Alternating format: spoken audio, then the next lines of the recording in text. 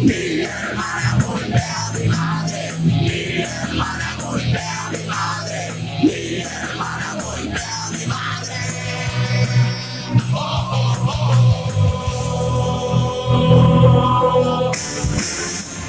Esto es real. Con Gonzalo Oliveros. El proyecto se llamaba Veo Muertos. Mi hermana golpea a mi madre. Ahí estaba Rubén Olenovics, que hace un programa en Reactor llamado Vendetta desde hace muchos años. Y también estaba Alex Marín y Cal. Había muchos más, pero me acuerdo de ellos dos específicamente. La chica de pelos, Tu Cola se llamaba el disco de por allá del 2007. De hecho, estuvieron en el segundo 212. Ese 212, así se los platico rápidamente. Tuvimos que hacerlo en el foro de la Expo. Tuvimos que trasladarnos, entonces se hacían en el Teatro Estudio Cabaret y de último momento nos pidieron que nos trasladáramos al foro de la Expo y nos dieron todas las facilidades de la Universidad de Guadalajara porque estaban inaugurando el Auditorio Telmex. Y como era la inauguración del Auditorio Telmex y lo iban a hacer con la Feria del Mariachi y Raúl Padilla quería todo muy bien, no quería que hubiera problemas y que se interpusieran dos eventos. El evento de la estación RMX y el evento de la inauguración del Telmex. En ese 212, de hecho, hicimos 4 en simultáneo. Había uno en la ciudad de Guadalajara, en donde estuvo Austin TV. ¿Quién más estuvo en ese? Me acuerdo que estuvo Descartes a Kant, estuvo, como les digo, Veo Muertos, y el evento principal iban a ser los Concord.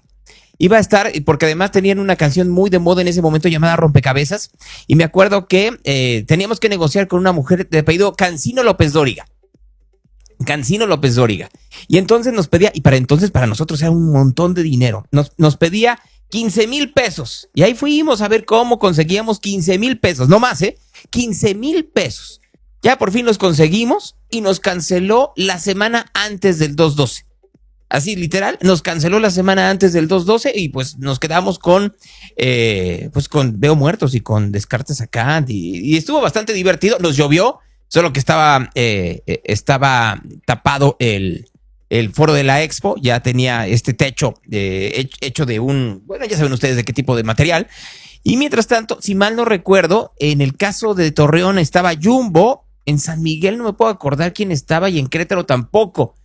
Me acuerdo muy bien que en el caso de quienes estaban coordinando, porque yo les hablaba para ver cuánta gente había, ¿no? Y hasta la fecha no sé si me mintieron o no, porque todos decían que estaba lleno.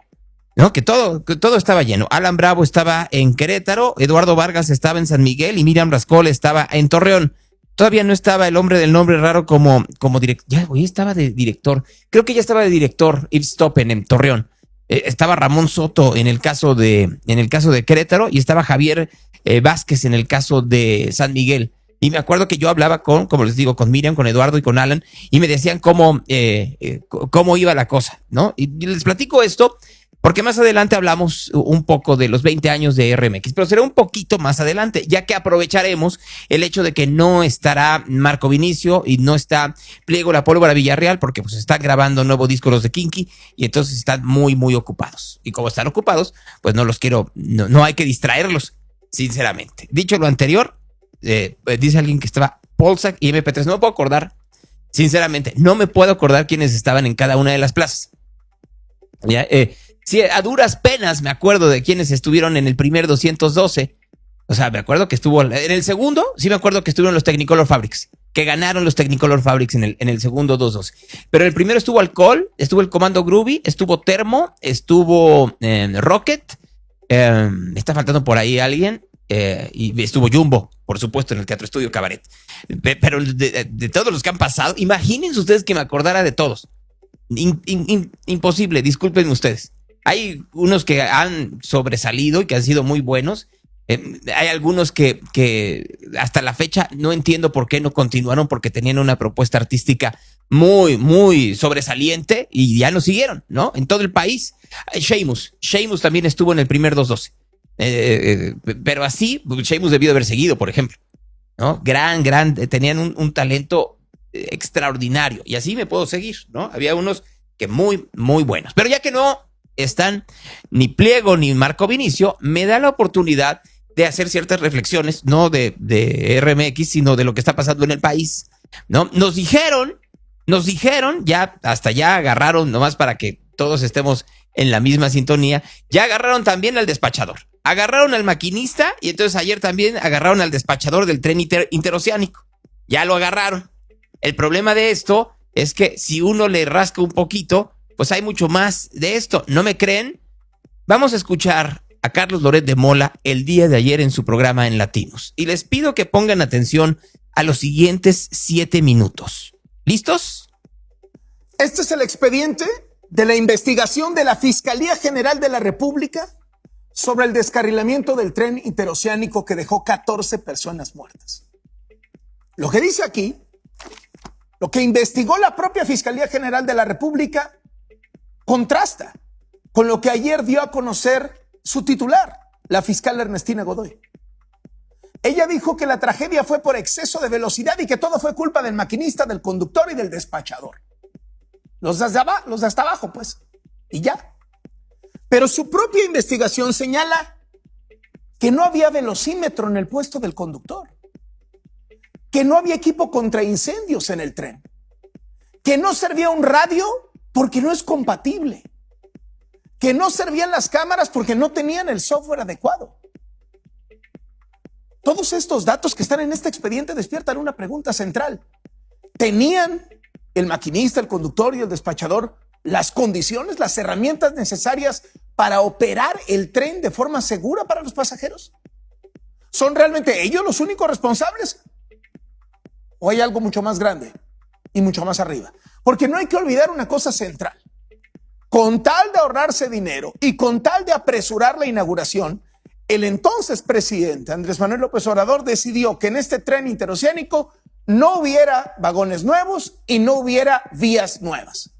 Que se compraran trenes de segunda mano y que se reutilizaran las vías viejas. Y hoy nos enteramos que según la propia investigación del gobierno, el conductor no tenía velocímetro, no había equipo antiincendios, no servía un radio, no servían las cámaras. ¿Esto no es relevante? ¿Por qué nada de esto lo dijo la fiscal general de la República, Ernestina Godoy? La Fiscalía General de la República sostiene que el descarrilamiento del tren interoceánico ocurrido hace un mes en Oaxaca y que dejó 14 personas muertas se debió al exceso de velocidad, que quienes lo manejaban iban muy rápido. Pero vamos documento por documento. La propia orden de aprehensión contra el conductor, el maquinista y el despachador que tenemos aquí dice que el puesto de conductor de la locomotora carecía de velocímetro. Lo dice aquí en la página 86 de la orden de aprehensión a la que Latinos tuvo acceso. Dice que José Manuel Gaitán, mayordomo de locomotoras del ferrocarril interoceánico, explicó a la Fiscalía General de la República que debido al tipo de locomotora, el conductor no cuenta con un velocímetro en su tablero, por lo que no es posible saber si el maquinista va a exceso de velocidad.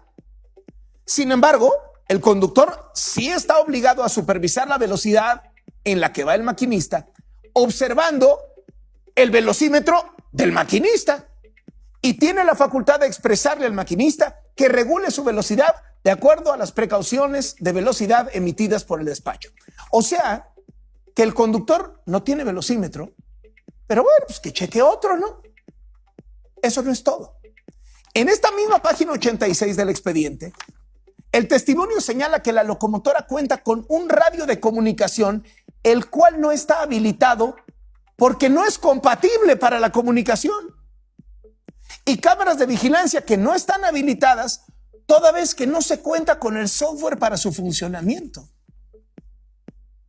Me voy a la página 57, esta otra, del expediente de la Fiscalía General de la República.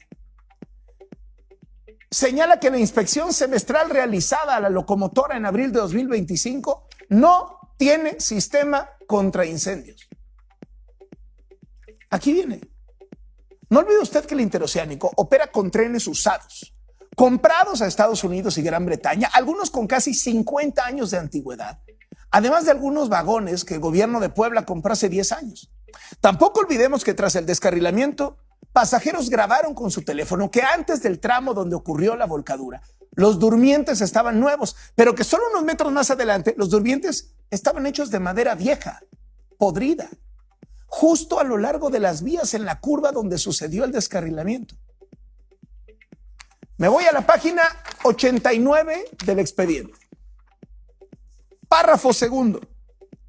Dice que Juan Carlos Ojeda, el garrotero de la locomotora, que forma parte de la tripulación, declaró ante la Fiscalía General de la República que el recorrido del tren el día de la tragedia era una velocidad normal a los anteriores viajes, ya que, como he referido, desde el 2019 he sido parte de la tripulación del tren. O sea, un hombre que se subió a ese tren durante 6 años le dice al Ministerio Público, oiga, pues a esa velocidad siempre íbamos. O sea que aún dando por buena la versión oficial de la Fiscalía de que todo fue culpa del exceso de velocidad, nadie se dio cuenta en tanto tiempo, en tantos viajes, que iban rápido, que no respetaban los límites. No lo detectó ningún aparato, no lo detectó ninguna persona, nadie hizo nada. O como siempre, estamos frente a un caso en donde el gobierno busca que el hilo se rompa por lo más delgado.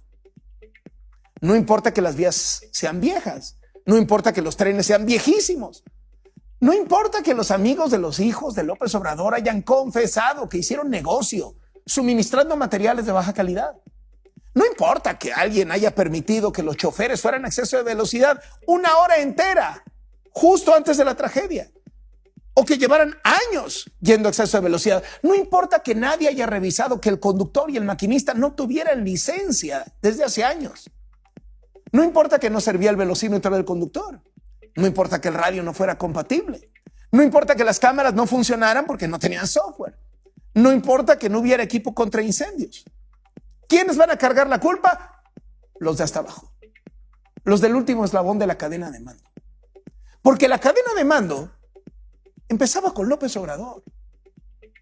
Seguía con su hijo como supervisor del tren, aun cuando el hijo no tenía ninguna experiencia ferroviaria, y bajaba por los altos mandos de la Marina que hizo el tren, los empresarios consentidos del régimen, contratistas y proveedores como los amigos de Andy y Bobby López Beltrán, ingenieros y así, hasta llegar al despachador, al conductor y al maquinista. A todo esto que está mencionando Loret de Mola, la pregunta fundamental es, ¿y quieren ser políticos? Y quieren ganar elecciones, quieren ser presidentes. Porque esa es la realidad.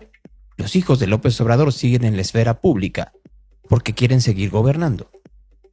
Si no les gusta Carlos Loret de Mola porque piensan que tiene un sesgo, aquí con ustedes, ¿cómo comenzó el día de ayer el noticiero de Nacho Lozano en Imagen Televisión a las 10:30 de la noche? Buenas noches. Hoy se informó que van contra 3 personas por el descarrilamiento del tren interoceánico ocurrido hace un mes. Una jueza federal giró 3 órdenes de aprehensión contra el despachador, el conductor y el maquinista del tren. 2 detenidos, el maquinista está prófugo. Está detenido el conductor, el despachador y el maquinista es el que aún no detienen. Los acusan de los delitos de homicidio culposo y lesiones culposas. Hasta ahora se han detenido a 2 implicados, como le decía. Ahí veíamos sus nombres: Felipe de Jesús Díaz, quien se desempeñaba como conductor de este tren, y Ricardo Mendoza, el despachador. Está pendiente que agarren a Emilio Erasmo Canteros. 3 acusados. A los 3 se les responsabiliza de que el tren haya ido a exceso de velocidad. Pero además, lo que faltaba, a muchos no se les hará raro. Además, la Fiscalía General de la República señaló que tanto el conductor como el maquinista, fíjese, tenían vencidas sus licencias federales ferroviarias. Y aún así, sus jefes, sus patrones, los operadores del interoceánico, no han sido señalados. ¿Cómo los dejaron estar a cargo de este tren transportando a más de 200 vidas? Hoy, dice la Fiscalía, responsables de 14 muertes. Nadie los detuvo, nadie se dio cuenta que no tenían los permisos para operar esa máquina. Temprano se dio a conocer el plan de indemnización que propone el gobierno. Ya eso lo vimos el día de ayer aquí en Real. ¿Que no había un supervisor honorífico que revisara que todo estuviera en regla? ¿Que no había miembros de la Marina que tenían que revisar que todo estuviera perfecto? ¿Qué no lo presumía de esa manera el expresidente López Obrador? Nada, absolutamente nada. En un país en donde hemos normalizado absolutamente todo también. Hemos normalizado hasta el asesinato, hasta la manera en la cual ejecutan políticos. Al día de ayer, en Culiacán, Sinaloa, Sergio Torres Félix, diputado local de Movimiento Ciudadano, hizo algunos señalamientos hacia el gobierno de Rubén Rocha Moya, que es muy poco eficiente para poder defender opositores. Escuchan al diputado de MC. Saludo con afecto y respeto a todos los diputados y las diputadas, y a nombre de la diputada Eli Montoya y un servidor, les damos los muy buenos días a todas y todos, al señor secretario y a todo su equipo de trabajo. Bienvenidos aquí al Poder Legislativo. Comentarle, secretario, que desde hace más de un año hemos vivido una crisis de inseguridad en Sinaloa, y esto ha provocado una crisis económica que nos ha generado pérdidas de empleos por el cierre de negocios. Hemos visto que la agricultura, que es uno de los pilares económicos del Estado, también está en crisis. Existe una preocupación en las familias sinaloenses porque continuamente escuchan que el gobierno tiene problemas financieros, y recientemente han escuchado que a veces no le alcanza para apoyar a algunas instituciones públicas a hacer frente a algunas de sus necesidades, como fue el caso de la UAS, como el caso de trabajadores del sector salud, etcétera. Está en la conversación pública y se percibe que por causa de esta crisis, el gobierno se ha visto en la necesidad de contratar créditos durante la presente administración. Yo le quiero solicitar a usted, secretario, si nos puede informar, por favor, cuál es la situación financiera actual que guarda el gobierno del Estado, cuál es el saldo de la deuda a largo plazo y cómo quedaría al término de la presente administración, así como a cuánto ascienden los pasivos de otras administraciones que el gobierno de Sinaloa ha tenido que enfrentar, hay que decirlo, con responsabilidad. Bueno, ahí tienen a este diputado de Movimiento Ciudadano. Salió antes de que terminara la comparecencia del secretario junto con Elizabeth Montoya. Ambos iban a tomar un avión, pues no llegaron al avión. No llegaron al avión porque fueron atacados. Así, les dieron de balazos.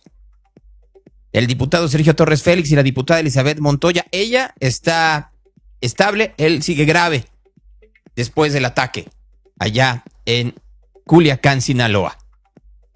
Solo para que vayamos entendiendo cómo volvemos a dar las cosas como muy normales en un estado en donde Rocha Moya, claro que no gobierna. Buenas tardes, conocer sus impresiones sobre esto que está ocurriendo. Pues mira, yo no conozco gran cosa, solamente que un atentado. Iban los dos diputados, el diputado Torres y la diputada Elizabeth, y el chofer. Y pues ocurrió eso, y inmediatamente lo que pasó fue traerlos a los hospitales, ¿no? Y la policía, la estatal, la ministerial, y en general las fuerzas del orden han andado realizando los rondines necesarios por el área donde ocurrió. Y ellos muy probablemente traen ya elementos, pero no los tengo yo. ¿Cuál es el reporte médico que tienen? El reporte médico es el caso de Sergio, pues está grave y está en quirófano. No nos dan una seguridad de algo en particular, más que es grave y por fortuna está siendo atendido. Y el reporte de Isabel, ella, ya la vi, ya platiqué con ella. Ella está bien, necesita que le hagan algunas operaciones ocasiones tienen que ver con temas reconstructivos, una serie de cositas. Pero está bien. ¿Está fuera de peligro? No, está fuera de peligro. ¿Qué significa un atentado? Y el muchacho que iba manejando igual no tiene mayor problema. ¿Qué significa un atentado como esta, gobernador? Pues significa pues, que nos ponen actividad intensiva a todos nosotros y que necesitamos buscar que se esclarezcan las cosas, conocer. Acá habla la presidenta, habló y me pidió que no los atendiera y ya le informé yo a ella cómo van las cosas. Me habló el secretario Harfuch, hablé con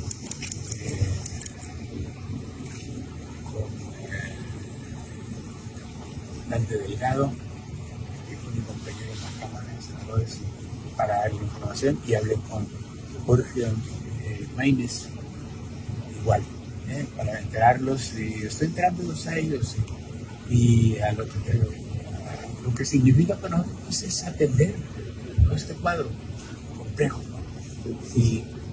Y no adelantar vísperas ninguna porque no sabemos con toda la gravedad que pudiera estar el caso de Jorge. ¿Le enviarán más seguridad, gobernador? ¿Le enviarán más seguridad para reforzar el operativo a la presidenta Harfuch? Esta es otra cosa, es un atentado que ocurre y que estaban esperando por ahí,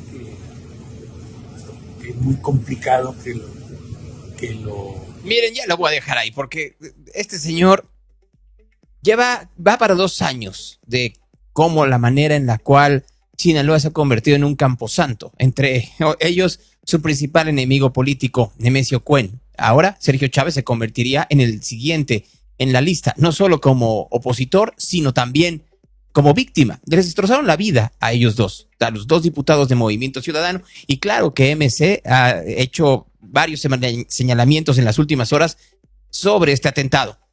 Muy enojados, por supuesto, entre ellos Clemente Castañeda, la dirigencia específica y general de Movimiento Ciudadano, muy enojados con lo que pasó el día de ayer en Culiacán. Pero mientras el gobierno de México a nivel estatal, como el gobierno de Sinaloa y federal, continúen solapando, ya olvídense si son cómplices o no, inútiles como Rubén Rocha Moya, no hay mucho que hacer, pero como se solapan entre ellos de todas formas, no hay mucho. Miren, el Wall Street Journal el día de ayer en la noche, en una nota que salió publicada de manera impresa hoy, dijo sí es cierto, Ryan Wedding, el narcotraficante de origen canadiense, fue capturado en México por agentes del FBI. No es cierto que se entregó en la embajada.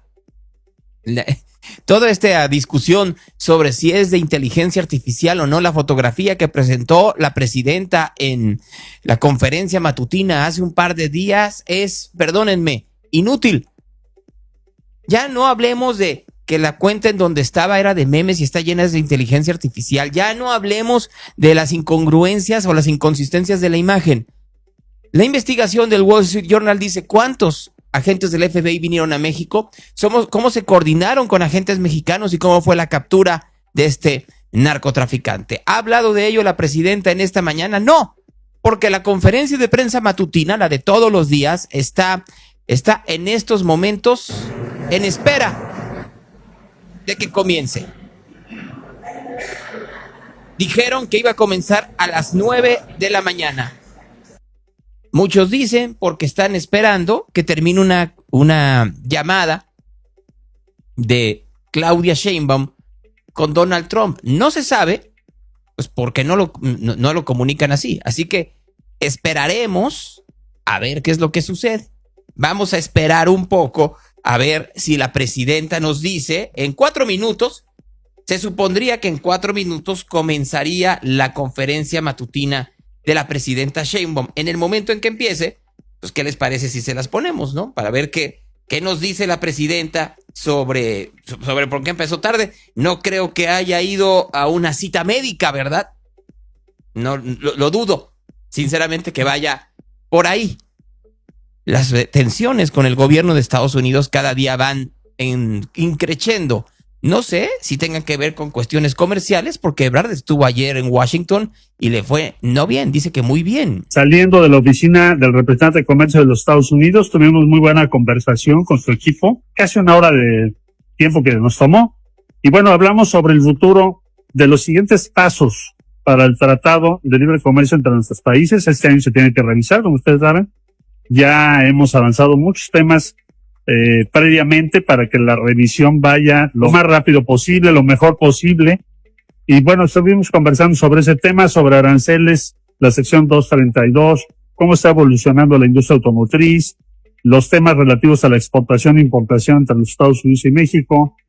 También hablamos sobre minerales críticos y la seguridad de las cadenas de suministro. Son de los temas que hoy conversamos y pienso que fue muy buena reunión para empezar el año. Muy buen día. Eso es lo que dice Ebrard, que fue muy buena reunión. El gobierno de Estados Unidos está de acuerdo, así, en un boletín que sacaron el día de ayer, en donde hablan de cómo Ebrard estuvo con el embajador Gear y con algunas otras personas, pues hablan de lo bien. Entonces, no creo que la llamada entre la presidenta Sheinbaum y Trump, si es que es la razón por la cual empezó tarde la conferencia de prensa, tenga mucho que ver con cuestiones de comercio, pues porque Ebrard anda allá. Habría que ver si acaso no le habló al primer ministro de Corea para ver de nueva cuenta si pueden dejar más fechas de BTS, no lo sé. En una de esas está hablando con el alcalde de Cajeme, que el día de ayer también dijo que es víctima de amenazas. Otro alcalde más. Ha habido algunos señalamientos y algunos ataques, algunas situaciones ahí de amenazas incluso. Cero impunidad para cualquier elemento de seguridad pública que en su momento pueda actuar de manera incorrecta y no atienda a su responsabilidad cuidando la seguridad pública de nuestro municipio. Esto es muy importante que quede claro. Aquí no se protege a nadie. Y luego preguntabas tú, ¿a qué creemos que se debe? Bueno, una de las hipótesis que pensamos que tienen que ver con campañas negras, tal vez producto de que yo he manifestado la intención de buscar la candidatura a la gobernatura, y si es así, les puedo asegurar que vendrán más, que parte de las campañas negras que en su momento este tipo de procesos políticos desafortunadamente suscitan, y estamos preparados para incluso más campañas negras en contra de nosotros. Más campañas negras en contra de... Es lo mismo que dicen todos los políticos. O sea, el escándalo que hay en estos momentos en el caso de Oaxaca porque le salió mal el referéndum a Salomón Jara es enorme. Nada más vean ustedes cómo está la división con el Partido del Trabajo. Benjamín Robles, que es dirigente del PT allá en Oaxaca, pues está en una histeria de afloje duro. No tenemos controversia con Morena, tenemos controversia con Jara, que ha sido un delincuente, ha sido un mal gobernante, ha hecho uso del nepotismo, ha generado una enorme corrupción, ha sido cómplice con delincuentes. Con él no vamos ni a la esquina. Con Morena nosotros no tenemos. ¿En qué otras entidades pondrían la revisión su alianza local? Porque el gobernador dijo ayer que... El gobernador, o más bien el usurpador, dice muchas mentiras, no sé qué fumará. Nosotros, a ver, tú recuerdas, José Murat invadió mi casa cuando se inventó el autoatentado. ¿Yo qué relación voy a tener con esos delincuentes? Porque dijo que se iba a proceder contra Alejandro Murat. Pues que proceda, y debe proceder contra muchos de nuestros funcionarios. Y hay alguien que tendrá que proceder contra él, porque es la cabeza de la mafia. Es la cabeza de la mafia, pues que se lo diga Alberto Anaya. Ayer estuvo Alberto Anaya, el presidente del Partido del Trabajo, con Luisa María Alcalde, hablando de cómo va a ser la alianza hacia el 2027. Nuestro partido, insistimos, se la juega con la Cuarta Transformación, se la juega con Claudia Sheinbaum Pardo, y hemos resuelto mantener la coalición no solamente en 2027, sino en 2030. Que no haya dudas al respecto.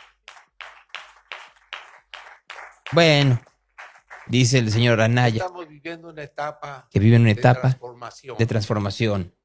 Y las transformaciones sociales Y las transformaciones sociales, dice, no pueden realizarse en el corto tiempo. no se pueden realizar en el corto tiempo. Durante 36 años estuvimos nosotros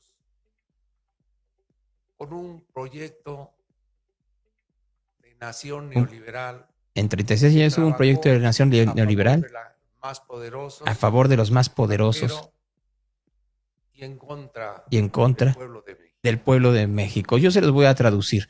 Durante 36 años no nos tocó hueso. Estuvimos a punto de desaparecer. Nos regaló Peña Nieto 3,000 votos para poder, allá en una elección en Colima, si mal no recuerdo, para poder subsistir.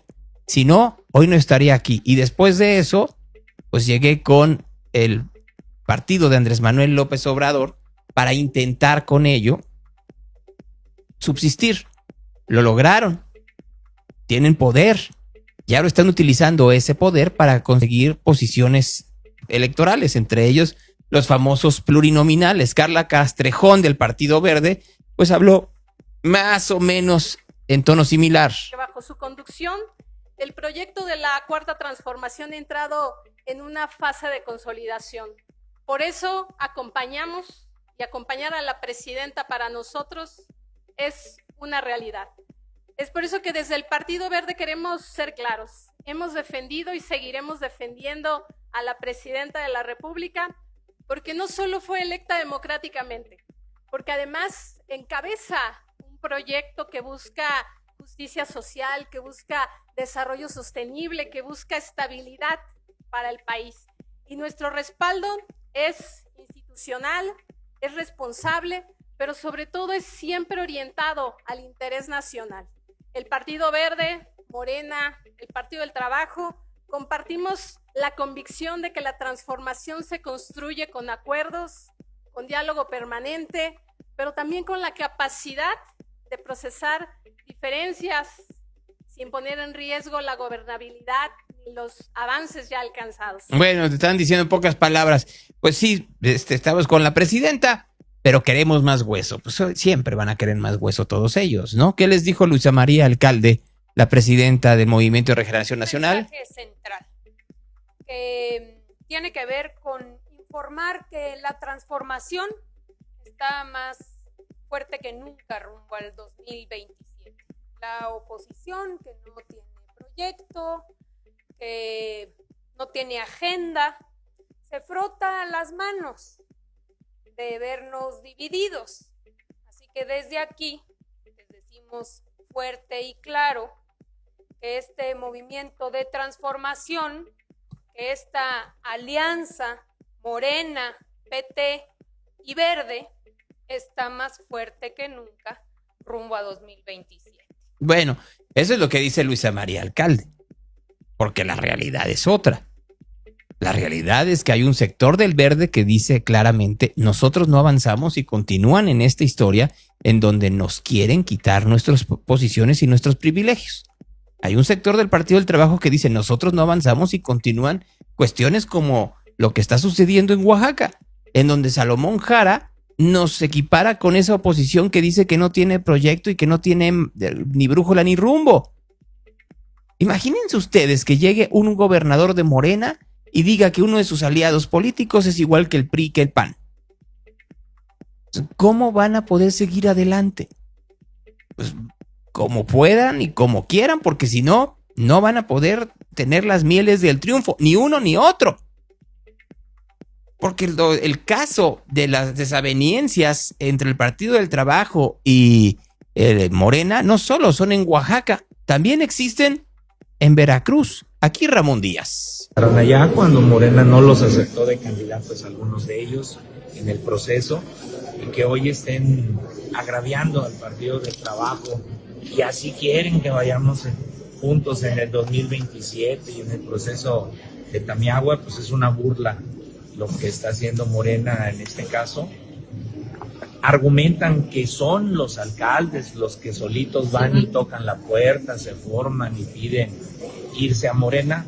Pues nosotros inclusive tenemos reuniones constantes con ellos y nos dicen, yo en ningún momento he hablado para irme.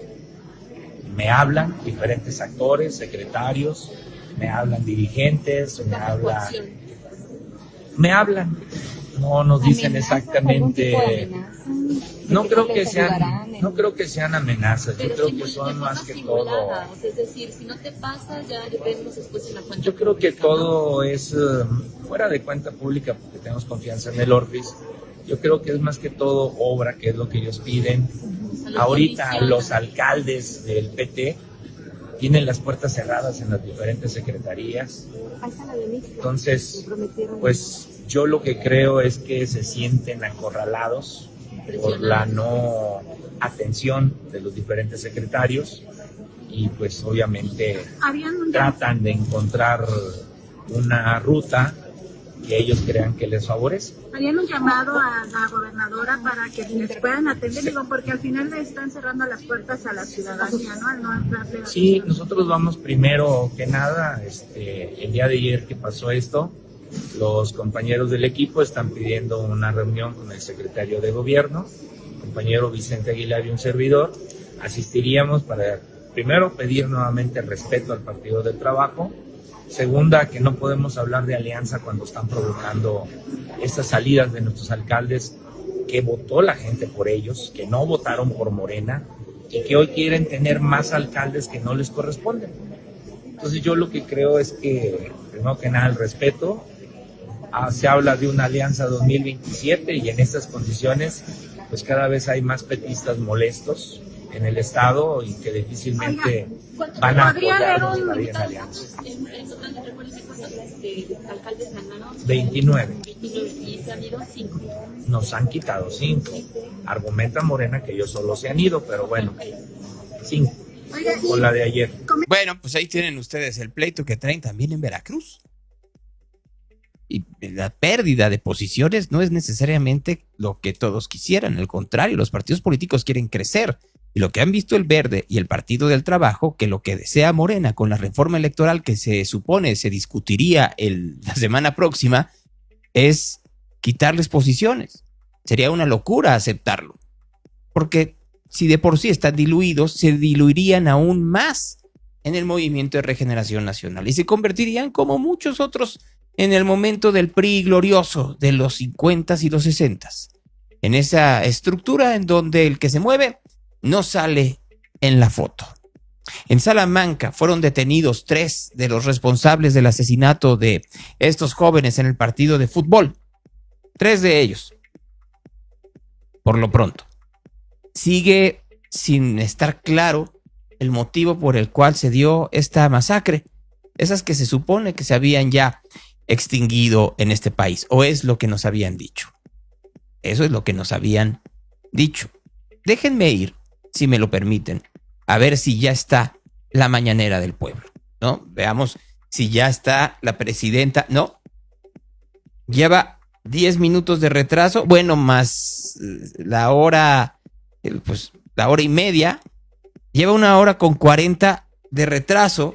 Se supone que iba a comenzar a las 9 de la mañana, son las 9:10 y la presidenta Sheinbaum aún no aparece. No, pues es que, ¿qué será eso? Que tuvo una conversación muy larga con el presidente Trump. Pues no lo sé, porque en su cuenta de Twitter no hay nada, y por el otro lado, en la cuenta de Donald Trump tampoco. Sin embargo, Trump, que es tan asiduo usuario de su cuenta de Truth, no ha tuiteado nada en las últimas 2 horas. Ni él en su cuenta de Truth, ni la presidenta Sheinbaum en su cuenta de Twitter. Ninguno de los dos. Y pues se sigue pasando el tiempo para ver a qué hora puede comenzar esta conferencia de prensa, que entonces yo creo que el paso que vamos va a estar terminando como al mediodía. Así más o menos como a las 12 del día va a terminar. El gobierno de Estados Unidos está metiéndose en todo. Ayer Marco Rubio estuvo en el Congreso hablando de la situación en Venezuela. A ver, vamos a escuchar a Rubio. Venezuela is a very wealthy country. This is not a country that's going to require money from the United States to rebuild, to stabilize, to transition. It really isn't. It has the ability to be, and it has been historically, the wealthiest country in the Western in South America, in many cases. The problem is that the wealth of the country was being stolen. And so part of both the recovery and the transition phase is ensuring that you leave in place a prosperous, free, democratic, allied with the United States and friendly, but also prosperous Venezuela, where the resources of the country are being done responsibly, are being utilized responsibly and to the benefit of the people and their economy. So in time, I imagine we will be coming back to you with specific legislation that may be required to assist in that function. But we don't expect that this is going to require any spending on our part. On the contrary, unlike many of the other parts of the world we've gotten involved, Venezuela we're not spending any money in Venezuela right now other than whatever it costs to stand up our embassy. Eso es lo que está diciendo Desde hace tiempo hemos dicho el señor Rubio. María Corina Machado se reunió con Marco Rubio después de que el secretario de Estado estuvo en el Congreso. Muy contentos estuvieron ambos, la agarraron a ella saliendo y dio algunas declaraciones que por primera ocasión fueron reproducidas por la televisión venezolana, por Venevisión. Muy enojados estuvieron los militares venezolanos al ver en la televisión a María Corina Machado, cosa impensable hace un mes. Y la sociedad venezolana con una enorme resiliencia, con una enorme disciplina, con una gran valentía, ha sido capaz de ir superando todos los obstáculos. Mientras más grande el obstáculo, mientras más imposible se veía y nos decían, nos obligó a hacer cosas más formidables y a fortalecernos a donde estamos hoy. Y hoy estamos muy cerca de consolidar lo que hemos anhelado, no solamente la conquista de la libertad, sino lograr la unificación de todas nuestras familias, que millones de venezolanos que se han ido puedan volver a nuestra casa. Y eso indiscutiblemente requería organizar una fuerza cívica sin precedentes dentro de Venezuela, pero también tener el respaldo de la democracia mundial.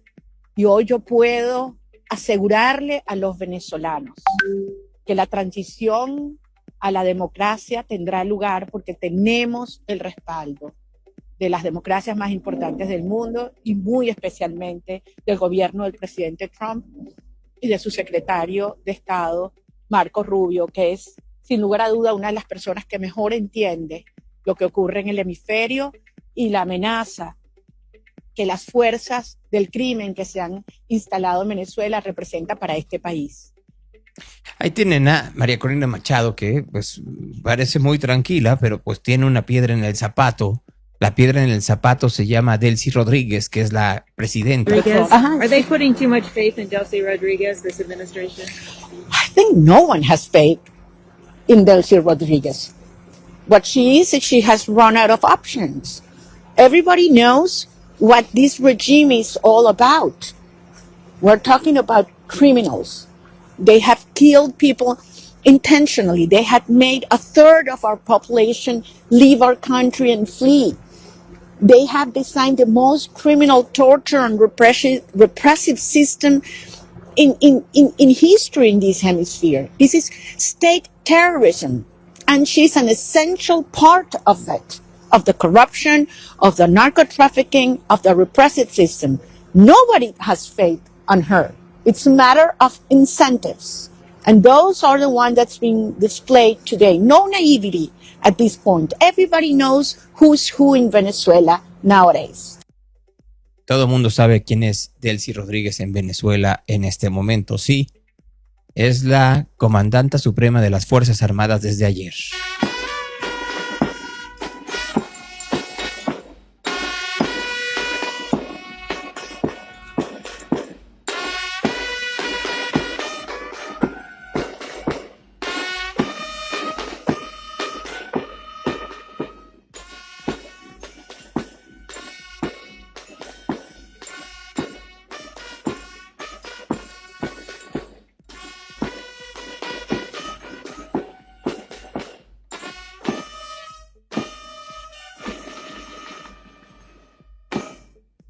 ¡Al hombro!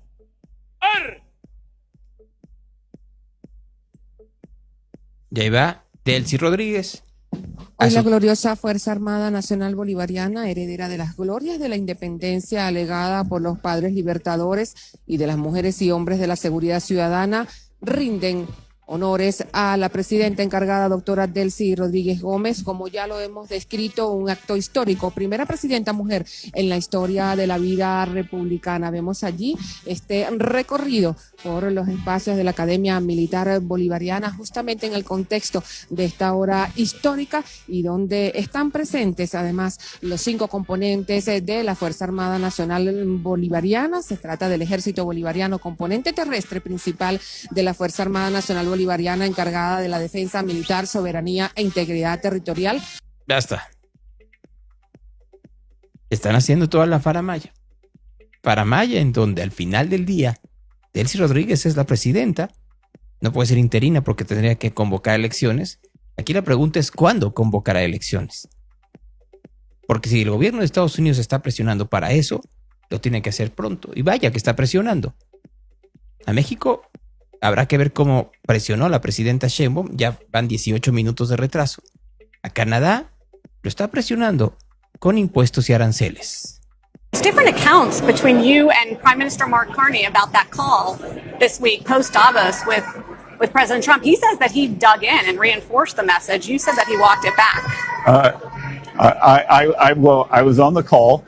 Prime Minister Carney, in my investment career, I've seen what happens when a technocrat tries to pivot and become a politician. Never really works out well. So I would just encourage Prime Minister Carney to do what he thinks is best for the Canadian people, not his own virtue signaling, because we do have a USMCA negotiation coming up. And he rose to power on an anti-American, anti-Trump message. And that's not a great place to be when you're negotiating with an economy that is multiple. Palo, en pocas palabras, palo. Ya tuiteó la presidenta Sheinbaum hace un instante. Buenas noches. Gracias, Nacho. Acaba de tuitear la presidenta Sheinbaum esto. Sostuvimos una productiva y cordial conversación con el presidente de Estados Unidos, Donald Trump. Seguimos avanzando en temas comerciales y relación bilateral. Convenimos que ambos equipos seguirán trabajando conjuntamente. También tuvo el gusto de saludar a su esposa Melania, a quien conocí durante su reciente visita a Washington. Ahí, en la fotografía, se encuentra Juan Ramón de la Fuente, el secretario de Relaciones Exteriores. Pues, ¿por qué no vamos a ver si ya comenzó ahora sí la mañanera? A ver si ya, ahora sí ya tuiteó, muy contenta, ya no hablando a través de un celular como era en anteriores ocasiones. Ahora ya hablan a través de la red para evitar que alguien los hackee. Hay una nota del día de hoy de Mario Maldonado en donde dice que hay gran parte del gobierno de México que está hackeado. Eso es lo que dice Mario Maldonado, pero entonces, pues ahora ya hablan a través de la red y se ve en esta fotografía que les estoy mostrando, que les mostré hace un momento y que les estoy platicando, pues muy contenta la presidenta Sheinbaum, un vaso con agua, el doctor Juan Ramón de la Fuente a un lado, una serie de notas, de anotaciones que se nota que tienen hasta ciertos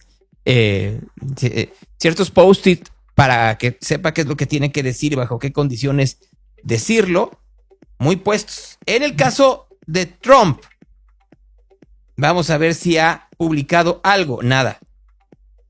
Hasta este momento, Donald Trump no ha hecho una publicación digital de esta llamada con la presidenta Sheinbaum, que como les digo, van 21 minutos de retraso.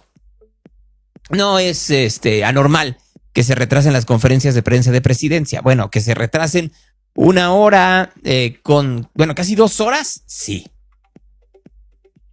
Porque está bien que hayan anunciado que era a las 9 de la mañana, pero además de las 9, las 20 minutos de retraso, pues está interesante. Ya veremos si antes de que acabe este programa tenemos algo de eso.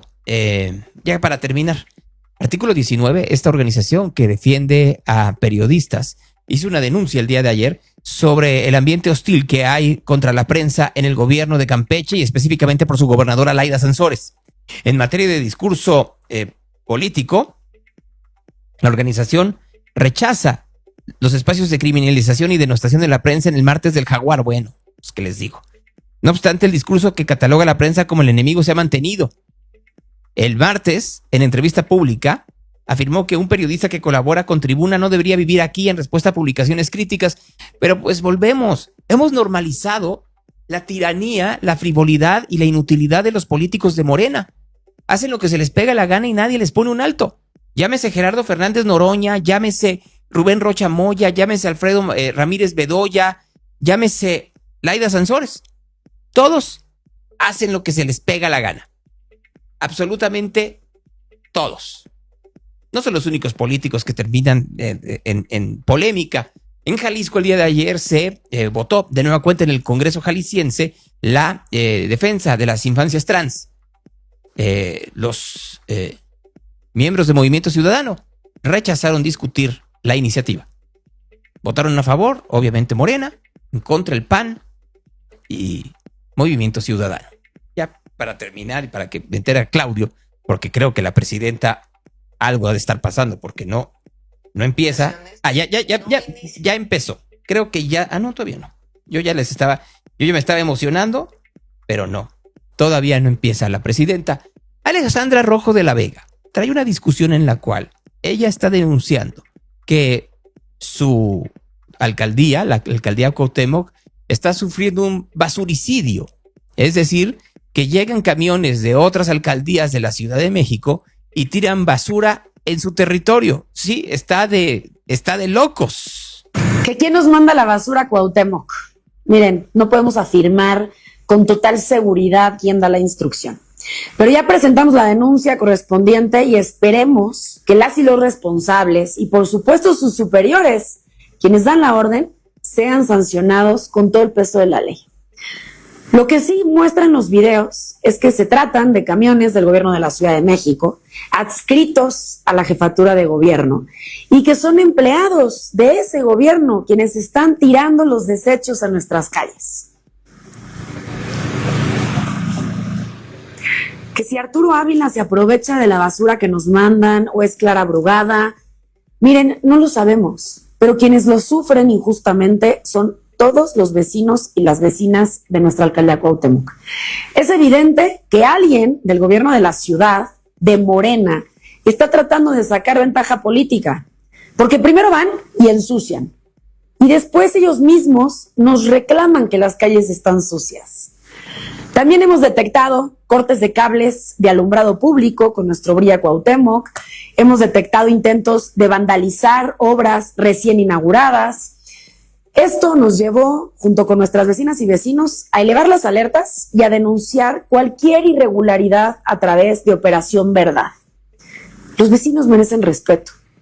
Que alguien, sea quien sea, utilice recursos públicos para cometer un delito e intentar ensuciar la imagen de nuestra gestión es lamentable y merece la condena y el rechazo de todos. Que si me considero perseguida política de Morena, me considero perseguida política del sistema corrupto. Llegamos aquí a hacer un cambio de verdad. Rompimos con las viejas prácticas de corrupción. Eso por supuesto que les molesta a quienes hacían negocios corruptos, a quienes se beneficiaban de la ausencia del gobierno local y a quienes imponían su ley con todo y violencia y abusos. Soy perseguida porque quienes sacan ventaja política de la ilegalidad se resisten a cumplir con la Constitución Política de la Ciudad de México, con la ley. El sistema corrupto no quiere que triunfe una mejor manera de hacer las cosas. Les desespera que la colaboración público-privada, la transparencia y la actitud de buscar soluciones derroten su corrupción, la opacidad y la burocracia. Soy perseguida política del sistema corrupto, pero ¿saben qué? Eso me llena de orgullo. Significa que estamos haciendo las cosas bien. Significa que estamos haciendo las cosas bien, dice Alejandra Rojo de la Vega, con este tono lacrimógeno que luego utilizan los políticos para intentar sorprender a la ciudadanía. Bueno, ojalá y le funcione. Ojalá y le funcione también para evitar que le siguen aventando basura, ¿no? Como Los Sopranos o como Los Simpsons, como quieran verlo ustedes. Ahí seguimos esperando a la presidenta. Ya va para 2 horas. Son las 9:27 en el tiempo real y no parece que no quiere salir. Reporte de tráfico. Está como recién nacido, como gatito recién nacido, no quiere salir al sol. Pues vamos esperando. El que tampoco va a salir, porque anda en toda esta situación de la vacunación de sarampión. Ayer los datos que dieron a conocer sobre la forma en la cual el sarampión está a todo en Jalisco, sí está de locos, se los digo tal cual, está de locos. Solo en el primer mes del 2026 ha habido más casos de sarampión en Jalisco de lo que ha habido en todo 2025. Así que, ¿qué les puedo decir? Así que Marco está de manera muy valiente vacunando gente. Ya me investigué por qué a la gente de arriba de 49 años no se le vacuna, porque según los cálculos de la Secretaría de Salud, esa gente o ya tiene inmunidad de rebaño o fue vacunada en su infancia. Y entonces de esa manera ya afortunadamente para ese sector de la población no hay tanto riesgo. Claro que si te da en esa edad, adiós. Pero también para los jóvenes, la jornada de vacunación, hasta donde recuerdo, la primera etapa es de los 0 a los 7, luego es de los 7 a los 13 y luego es de los 13 en adelante. Pero si tienen hijos, vacúnenlos. Urge que se les vacune. Marco Vinicio me dejó su reporte de tráfico, se los voy a dar en este momento. Hay complicaciones viales en Jardines de San Francisco y Obregón, hay tráfico pesado en Lázaro Cárdenas y Avenida del Mercado, hay tráfico pesado en Santa Margarita y Aviación, hay tráfico pesado en Javier Mina y Calzada Independencia, hay unos choques que obviamente, si ya te quedas inmune, sí, por supuesto. Hay choques en Juan Gil Freciado y Arcos de Zapopan, en Enríquez Díaz de León y Niños Héroes, en Periférico y Acueducto, en Carretera El Salto y El Verde. Bueno, el choque de Díaz de León y Niños Héroes ha de ser una cosa tremenda en cuanto a tráfico se refiere. Eso pensaría yo. No hay semáforos en Avenida Javier Mina y en Plutarco Elías Calles, mal sincronizados semáforos en Avenida López Mateos y José María Vigil. En estos lugares ya hay semáforos inteligentes, se lo preguntaré en un rato más. Alguien pregunta, ¿cómo se manifiesta el sarampión? ¿Qué síntomas se presentan? Pues te sale un rash. O sea, tienes obviamente temperatura y otro tipo de cosas, pero fundamentalmente te sale un rash. Hay todo, hay en la página de la Secretaría de Salud y del Gobierno de Guadalajara, están los lugares en donde están vacunando en Guadalajara, para que se den una pequeña vuelta de los lugares en donde está dando la vacunación para la gente que lo necesita. Y de todas maneras, hoy en la noche le voy a pedir a Marco Vinicio que en el Tapatío nos haga más amplia esta información. Los niños que ya tienen su primera y refuerzo, aún así deben de vacunarlos. No, pues ya los vacunaron. Esto es fundamentalmente para los que no tienen ningún tipo de vacunación, porque hubo una etapa en México, y no estamos tan lejanos, estamos hablando de los últimos 7 años, en donde se dejó el proceso de vacunación universal. ¿Recuerdan ustedes que había campañas de vacunación en México y los hubo en la época de Peña, en la época de Calderón, en la de Fox, en la de Cedillo, en la de Salinas? Porque era una manera de demostrar que el gobierno funcionaba. Sí, el gobierno no funcionaba en muchos sentidos, pero en ese sí funcionaba. Luego llegó López Obrador y vino primero la enorme crisis de sarampión en los Estados Unidos, de un sector de la población que no quería que sus hijos fueran vacunados. De hecho, creo que lo platicaba apenas el lunes. El primer brote de sarampión fuerte que se dio en los Estados Unidos fue una comunidad ortodoxa judía. Y después ya se siguió en otras. Pero en México se dejó de vacunar, primero por el problema del COVID y luego por otras. Déjenme ir, si me lo permiten, con la presidenta Sheinbaum. Muy contenta, como pueden verlo y escucharlo. Bien, muy bien. Fue una llamada cordial, amable, y duró como 40 minutos más o menos. Y hablamos de varios temas. Ayer, como saben, estuvo el secretario de Economía con el secretario de Comercio y con el embajador Greer para seguir hablando del tema del tratado comercial. Y pues hablamos de varios temas y quedamos de seguir avanzando. Hay bastantes avances, pero todavía no podemos comunicar mucho más, pero fue una conversación muy cordial. Sobre temas de seguridad, los dos coincidimos que vamos muy bien. Y sobre el tema comercial, pues hablamos varios temas, que seguimos ahí conversando y avanzando. Mientras hablábamos, llegó su esposa, Melania. Entonces tuve oportunidad de saludarla. Ya saben que la conocí en Washington cuando estuvimos en lo de la FIFA. Y cerramos la conversación. Fue una conversación que él nos llamó ayer, ¿no, Roberto? ¿O Juan Ramón? Antier, como continuidad de la última conversación, y fue pues muy agradable y cordial. Hasta ahí puedo informarles. Tomamos algunas preguntas por el día de hoy si quieren, y hoy vamos a Tijuana en la noche. Bueno, pues no dijo nada. Vamos a ver alguna pregunta que le hagan antes de ir con Claudio, pero pues ya dijo que no puede informar más. Vamos a hacer una cosa muy bonita. Ya saben que se hunden barcos de la Marina para crear arrecifes. Bueno, vamos a estar ahí, se va a hundir un barco. Qué bonito que va a ir a hundir barcos, pero sobre las investigaciones del tren interoceánico, sobre el ataque a los diputados de Movimiento Ciudadano, sobre los pleitos que hay entre el Partido Verde y el Partido del Trabajo en lugares como Veracruz y Oaxaca, ¿nada? Y después vamos a Sonora. Vamos a estar en Guaymas. En Guaymas es donde va a ser lo del arrecife, lo del hundimiento del barco.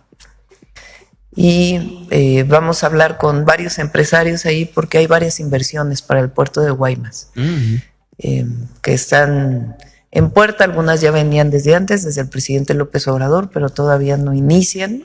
Entonces van a estar estos empresarios para poder anunciar diversas inversiones. Y ya, nos regresamos el domingo. Bueno, vamos a algunas preguntas. A ver, la primera y luego ya me voy. Alma. A ver, Alma de México. En la llamada que sostuvo con el presidente Trump, ¿va a haber alguna modificación en las negociaciones del TEMEC? ¿Se queda como está? ¿Va a haber también algún cambio en cuanto a la conversación sobre seguridad? Sobre seguridad estuvo Roberto en Washington fue, ¿verdad?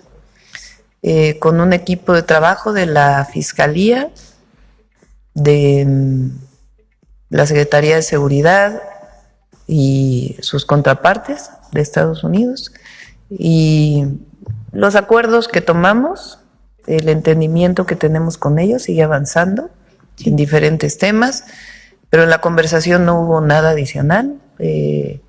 Estuvo de acuerdo conmigo en que vamos avanzando en todos los pues en el entendimiento general que tenemos, no hubo más que eso.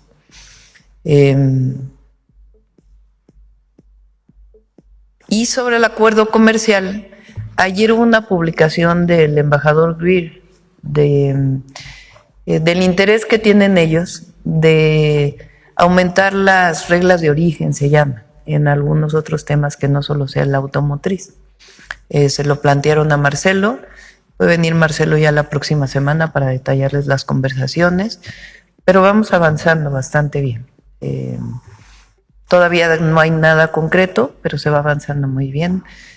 Como saben, ellos mismos reconocen que México tiene pues el mejor acuerdo de todo el mundo, y seguimos avanzando tanto en las tarifas que tenemos ahora como en lo que ellos llaman las barreras no tarifarias, como pues en lo que ellos tienen interés para la revisión del tratado. Pero hasta ahí no hay nada concreto en particular. O sea, se mantiene la revisión. Sí, se mantiene la revisión, pero ellos tienen interés pues de seguir avanzando en algunos otros temas. ¿La invitó a Estados Unidos, presidenta, a sostener un encuentro? Sí, me invitó a Estados Unidos, pero no quedamos en alguna fecha en particular. Quedamos desde que fui a Washington y quedamos de seguirnos llamando para pues darle seguimiento a las reuniones que tienen nuestros equipos. Y hablaron también de este plan que tiene para la industria automotriz, este plan integral a propósito de la reunión que ayer tuvo. Y se lo pregunto también a propósito de lo que está ocurriendo con First Brand Group, que está afectando incluso a las máquinas aquí en... Bueno, ya. La palera ya suficiente. Le dijo que fuera a Estados Unidos, no puede decir mucho más, pues ya lo sabemos, ¿no? Que ya sabemos bajo estas condiciones y estas circunstancias que a la presidenta nunca le dejan decir mucho. Conversaciones. Y no como orden, que quede claro, sino como mera cortesía. Si tú tienes una llamada, una conversación con entre iguales, con una persona que detenta el mismo puesto que tú, en este caso presidente, pues lo último que haces, con el respeto que merecen todos, es faltar a dicha confianza y platicar la conversación a otros personajes, en este caso a toda una nación en una conferencia de prensa. No sería lo más elegante, no sería lo más adecuado. Así que pues, me queda muy claro que en el caso de Claudia Sheinbaum está intentando guardar las formas para evitar tener cualquier otro tipo de problema. Qué cosa. Yo no sé cómo lo vean ustedes, pero pues sale contenta, pero siempre sale contenta. Ahora, lo que falta ver es si está contenta con razón o sin razón. O sea, si nos va a ir bien o solo le va a ir bien en la cuarta transformación, ¿verdad? Porque también puede suceder eso que le dijeron, no se preocupe usted como del sí. O no se preocupe, no vamos a ir por alguno de los hijos. No se preocupe usted, ahora sí, flojita y cooperando y no va a pasar nada. Ahora sí, no lo sé. Y como no lo sé, no puedo yo decirles mucho más. Entonces, pues mientras sigue hablando la presidenta Sheinbaum, ¿qué les parece si mejor voy con Claudio, ¿no? Y que Claudio se encuentra esta mañana se encuentra en Puebla. Gonzalo, buenos días, auditores. Estamos en Puebla, Gonzalo. Ayer fue el primer día de este recorrido gastronómico y estoy sorprendido por la cultura entre panes que hay acá en Puebla. ¿Por qué? A ver, platícame. Todo empezó con un tour de cenas. Las semitas son las cenas clásico pan. Yo fui a 2 lugares de semitas donde la semita es más artesanal, porque normalmente me dijeron que es más grande y es más panuda. Esta era más artesanal, era pequeñita, y lo que hacían la ponían a dorar ahí en una planchita. Y en la primera, que son las cenas de la Colonial, que tiene, creo que desde el año 50, ahí las hacen con una pierna de cerdo, tal cual como empieza el proceso en el lonche en Guadalajara, que es el lonche de pierna. Acá igual la dejan en julianas bien delgaditas, pero después la pasan a la manteca y ahí se termina de cocinar, agarra un sabor delicioso, se lo ponen encima de la cena, cebolla, cilantro y quien te peinó, cosa fantástica. En las otras, las de la América, ajá, ahí las preparan, había una de lengua, se me volvió a hacer agua a la boca, una de lengua con una salsa verde, Gonzalo, espectacular. Aparte el pan se quedaba remojadito así como con poquita parte de la manteca y en la otra con parte del colágeno de la lengua del cerdo. Espectacular, me encantó esa parte. Y después fuimos a un lugar que se llama Antojitos Acapulco. Ahí tienen la pelona. Y ya sabes que todo va sin albur, así como la escuchaste, la pelona. Y es un pan, ajá, que no es sema, pero es muy parecido, y lo ponen a freír y ya cuando lo sacan le ponen el relleno, que es una carnita deshebrada, y todo esto sobre una cama de frijoles. Un sabor así el de Antojitos Acapulco, ahí nos dejaron grabar adentro, es un local muy chiquito, muy amablemente nos dijeron que no estaba la patrona y que no podían autorizarles. No necesitan publicidad, eran las 6 de la tarde, que no es hora ni de comida ni de cena, y estaban llenísimos. Ahí también tuve la oportunidad de probar los molotes, que los molotes son unas quesadillas fritas sin queso. ¿Qué te gustó más, ahí los molotes o la pelona? No, la pelona, sí, mucho mejor la pelona. ¿Qué te gusta más de la pelona? ¿La parte exterior, el relleno, los frijoles? No, la parte exterior, Gonzalo, porque agarra un saborcito, creo que los freían en manteca, entonces sí agarra un saborcito diferente, y la parte de la corteza hace que en el relleno pues no se te deshaga o sea, sí la pelona. Tiene consistencia la pelona. Tiene consistencia firme. El hecho de que la metan al aceite, a la manteca antes, hace que quede muy firme, y eso fue lo que me gustó. Y en la noche fuimos unas tortas. La telera de acá es mucho más firme que las teleras que yo había conocido. Es como una telera con un poquito de corteza del virote. Se oye interesante todo. Ahora, ese recorrido lo hiciste en un solo día. ¿Cómo acabó la acidez estomacal? No, pues ahora sí, Gonzalo, que aquí tenemos nuestras armas que nos están ayudando a sobrellevar. Y esta que es una medicina naturista que te ayuda a que la digestión sea mejor.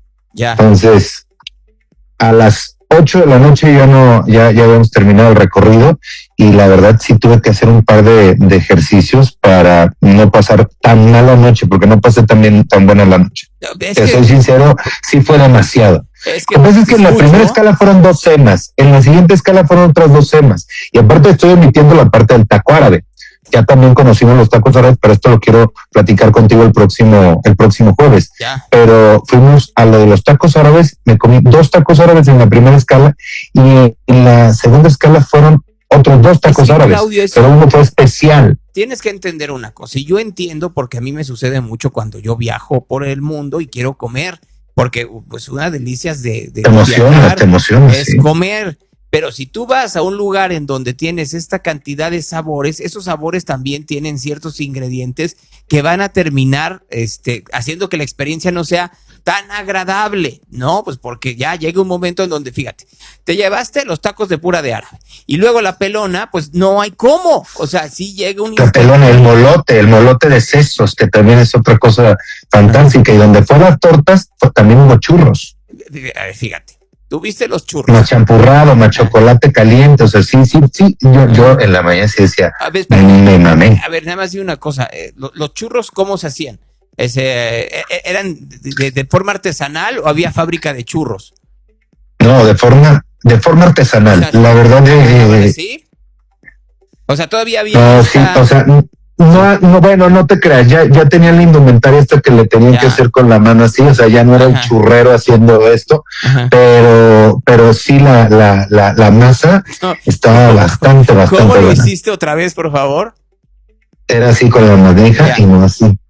Así como hermana en gracia, batiendo la leche con los huevos del rompope. Tal cual. De hecho, el café que pedí fue con rompope. El chocolate caliente que pedí fue con rompope. Bastante bueno, mucho más ligerito. Con rompopito. Ya sabes, había rompope y había otro con alcohol, pero dije, no, espérame, ahorita todavía no. El cubano le llamaba. Oye, a ver, antes de dejarte ir, porque me parece interesante esto que estás diciendo. Cuando comes mucha alimentación con grasa, ¿tú personalmente prefieres obviar el alcohol o sí haces ese maridaje? No, veamos el alcohol y el café, pues ya es demasiado irritante. O sea, de hecho yo ya no utilizaba estos, pero cuando son este tipo de recorridos gastronómicos, tengo que hacerlo. Ahorita ya me tomé el omeprazol, me echo el Repan, y la verdad me va bien. El tema es que si acabo muy lleno en la noche, pues sí tengo que andar durmiendo un poquito más inclinado, porque si no, no la pasé tan bien, tampoco tan mal, ya fuimos a hacer ejercicio y ya con esto otra vez reguló el metabolismo. Es que ayer salimos a las 6, a las 7 de la mañana, entonces ayer no pude hacer ejercicio. Quieres que no, si hay ahí algo que, o sea, el ejercicio te ayuda totalmente a regular el metabolismo y arrancar y a decir, échale comidita, papá. Oye, ¿estás en tu cuarto de hotel? Sí. A ver, ¿y está bonito el cuarto? ¿O es cuarto sí, de hotel? Estamos en el presidente. No, es el presidente intercontinental, como aquí van a ser. ¿En Puebla? Chingado, ¿cómo le hago aquí? En Puebla. No sé. ¿Ya te fuiste? Ahí pero, está, sí. Así. Acá andamos en Puebla. Sí. Oye, te cuento una anécdota que pasó en ese presidente intercontinental una vez. Sí. A ver, llegó un día el presidente intercontinental de Puebla. Y entonces iba a cubrir, ¿te acuerdas de este festival que se hizo en 3 ciudades de forma simultánea y que se iban rotando entre jueves, viernes y sábado o viernes, sábado y domingo los distintos artistas, que estaba entre ellos Portugal de Man y no me puedo acordar quiénes dos? Y entonces yo fui un día a Querétaro y al siguiente fui a Puebla, era domingo. A Puebla. Y total, llego a Puebla, no, espérate, ni siquiera fue en esa. Voy a hacer una transmisión de Fernanda Familiar. Y salgo, de hecho pasan por mí los clientes, porque era una transmisión de un cliente. Entonces pasan por mí los clientes a Televisión Azteca a las 11:30 de la noche que acababa el noticiero. Entonces llegamos, como a qué hora habré llegado a Puebla. Directitos. Sí, directitos. Pues, hacen 2 horas más o menos. Sí, entonces llegamos como a la 1:30 de la mañana. Entonces llego a Puebla, entro a la habitación, o sea, ya entro, y güey, estaba una pareja en pleno clinch. ¿Y qué dijiste? Buenas noches, con permisito, creo que aquí no es. Sí, no les dije nada y me fui. Y de hecho sí les dije, oigan, me dieron una habitación donde estaba una pareja. No, a ver, déjeme ver. Ay, qué pena, no sé qué. Ya me dieron otra habitación. No, le dijiste, no vayan, ahorita no vayan. A la mañana siguiente, lo platiqué con Fernanda Familiar. Ya me mandó una carta el Camino Real, no, del presidente intercontinental. Del presidente. Sí, no, imagínense, pues ya de Camino Real me hubiera hablado Olegario. No, en este caso literal, fue el presidente intercontinental, director general, de qué pena, no sé qué, no sé cuánto. Pues son cosas que pasan, hay errores. Y yo creo que nadie se hubiera imaginado que uno iba a entrar a un cuarto de hotel. Nunca has entrado a un cuarto de hotel así como esta anécdota que te estoy platicando, que te haya encontrado a alguien en la función. No, me ha tocado que entro a cuartos que ya están dados y digo, ay, cabrón, ya está dado. Y sí, he bajado a recepción. Ahí creo que te confundiste, que es normal también que pueda pasar en los sistemas que se confundan. Así es. Pero no, nunca una persona en su cuarto y mucho menos echando pata. No, a ver, y alguien dice, debiste entrar al quite. No, imagínate que de pronto dicen, a ver, acá Trío, no sé qué hubiera hecho. A ver, cuestión de escrúpulos, Claudio. Entras a un cuarto de hotel, hay una pareja teniendo relaciones y te dicen, intégrate. ¿Qué haces? Pero yo te voy a... No, yo creo que no sabes ni qué onda con las personas. Yo creo que te vas. Así tú dices, no, gracias. Aquí les dejo mi teléfono para que tenemos un café ya cuando acaben. Sí, ya conociéndolos, igual y ya después sí se arma, pero así, ¿no? Bueno, qué bueno que eres chavito bien y que tú no te metes con desconocides. No, claro que no, pero luego te platico, pero una vez entré a un gimnasio y ahí estaban unos chavitos. En el Crujin. Al gimnasio de los departamentos, Gonzalo. ¿Cómo? ¿En tu pero casa? Chavitos te digo que abajo hay un gimnasio. Ajá. Y ahí estaba una chavita echándole. Pues es que ahí abajo. No podían en su casa porque la mamá era persinada.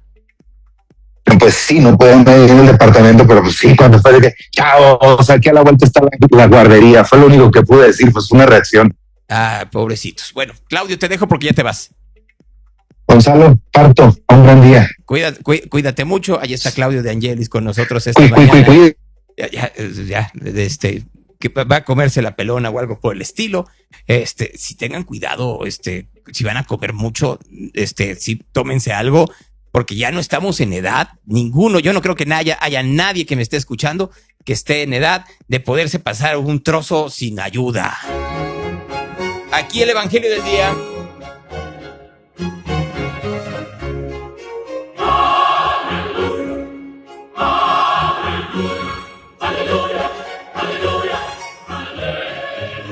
aquel tiempo Jesús decía a la gente, ¿acaso se trae la lámpara para ponerla debajo del celemín o debajo del lecho? ¿No es para ponerla sobre el candelero? Nada hay oculto si no es para que sea manifestado. Nada ha sucedido en secreto sino para que venga a ser descubierto. Quien tenga oídos para oír, que oiga. Les decía también, atended a lo que escucháis con la medida con la que midáis se os medirá, y aún con creces, porque el que tiene se le dará y el que no tiene, aún lo que tiene se le quitará. Esa es palabra de Dios. Real Radio, the station of the cat. Miren, antes de que acabe el programa, si me lo permiten, déjenme hacer con ustedes una lectura de una columna que sale el día de ayer, el día de hoy, en el periódico Milenio. Si quieren pueden leerla, pero, o sea, si quieren, pueden ustedes participar de ella, pueden ustedes pues estar ahí para no ir más lejos, pero se las voy a leer si me lo permiten. Es una columna que hago yo el día de hoy y que se llama 20 años de RMX. RMX cumpliría el día de mañana 20 años. Entonces, de hecho, hablaremos de eso seguramente de manera mucho más sucinta mañana 30 de enero del 2026. Pero si me lo permiten, voy a leerles la columna del día de hoy.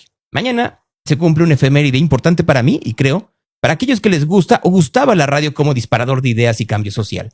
La historia es conocida para los que me leen o escuchan y puedo entender que hay quienes no desean recorrer de nuevo el relato. Intentaré darle un dejo de novedad a esto. Hace 2 décadas, Grupo Imagen decidió darme un voto de confianza limitado para lanzar un nuevo concepto radiofónico. Semanas antes, en una junta que se realizó en Ciudad de México, habíamos escuchado un proyecto que presentaba en ese entonces un locutor llamado Carlos Prat. Ese proyecto se llamaba Fusión Radio. En el Prat presentaba las voces de compañeros de radio que habían hecho historia en Guadalajara. Por lo menos era lo que decían. No es que dude de su palabra, pero para mí hace 20 años esos nombres eran totalmente desconocidos. Hoy Prat es muy popular en la capital por ser la voz oficial de Alfa Radio, concepto mediático que llegó a Guadalajara y Monterrey, ciudades que ya no tienen oportunidad de sintonizarlo. Tras escuchar el demo y hablar vía telefónica con él, mostré mi rechazo a lo que proponían. Los directivos de Imagen me pidieron entonces dar una alternativa. Para entonces, yo aducía que tenía mucho trabajo ya dentro del grupo por mi labor como programador, mi sección en el programa de Fernanda Familiar y la producción del noticiero radiofónico de Javier Alatorre. Vaya tontería, pienso hoy. Propuse armarle y coordinar su desarrollo como franquicia. Lo aceptaron. 3 semanas después, recibí una llamada de Jorge Huerta. Era 2 de enero. Viajé a Guadalajara 2 días después a platicar con él, entonces director de Imagen en la Plaza, y sus vendedores, Verónica, Leonor, Luis Arturo y un señor que no recuerdo el nombre. Todo en una secrecía enorme. Una semana después lanzamos la campaña preventiva y la programación musical.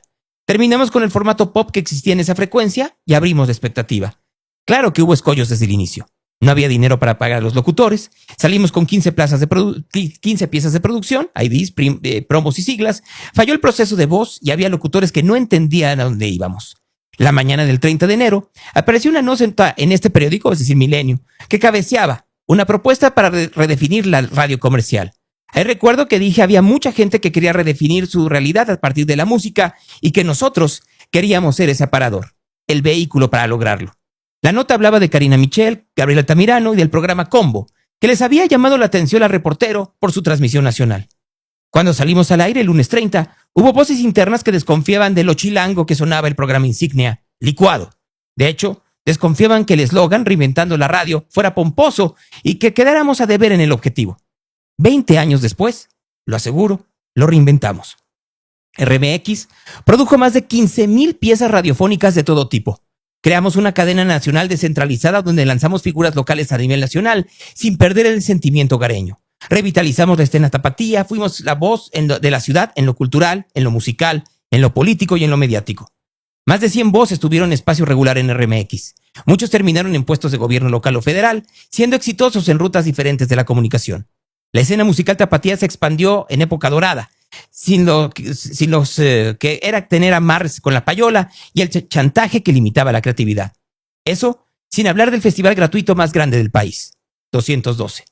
Hoy, a un sexenio de su salida del aire, el panorama radiofónico alternativo en Guadalajara se ve raquítico. Los espacios de crecimiento son nulos. La puesta de sonidos y formatos diferentes son inexistentes. No creo que deba quedarse así. Algo debería de cambiar como en 2006, por el bien de la radio y por el bien de la ciudad. Mientras esto sucede hicimos una travesura y quiero que la escuchen muy bien y entren a Milenio para que sigan este instructivo. Durante este fin de semana creamos una pop-up radio station por 3 días, hoy jueves, viernes, sábado, y si vemos que funciona el domingo, podrán escuchar una estación homenaje a RMX y sus 20 años de salida al aire.